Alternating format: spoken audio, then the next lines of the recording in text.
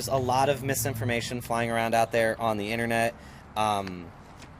We have been aware of the dog owner since he moved into the county in 2020. Several complaints with signed witnesses started showing up in our office soon after he moved in. At that point, there was only 6 dogs.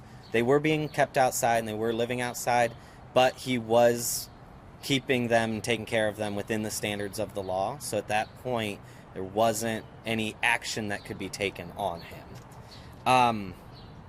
After the 9th visit to his property, he and his attorney stated that any more conversations were going to have to be followed by having a court order.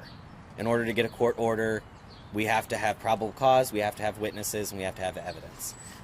Until recently, everybody that was calling, while I appreciate the information, everybody that was calling, a lot of them wanted to remain anonymous. And with anonymous people comes no witness statements, comes no evidence, and I can't take that into court.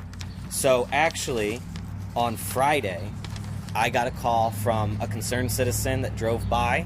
She wanted to know what we could do about this. I explained to her how everything's worked so far, how it works in the future, and her response was, how can I get the witness statement? I'll sign it right now.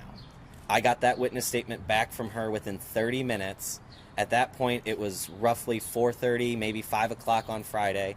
I was on the phone with the prosecuting office. We were getting things lined up with other rescues and other shelters to try to get this to happen this week, so that way we had all of our ducks in a row.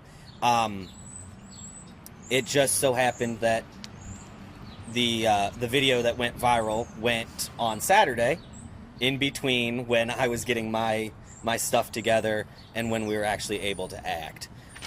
So with that signed statement and with that court order, yesterday we were able to make contact with the property.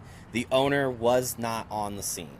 So at that time, no citations have been issued because I couldn't issue them to nobody standing there. I'm meeting with prosecutors later today to figure out how many, which charges, and what we're going to do moving forward. There was 40 dogs taken from that address. At this time, we have veterinary staff looking over each one of them, giving the proper medications, the vaccines, taking care of any of the injuries that might be there, whether they're new, whether they're old.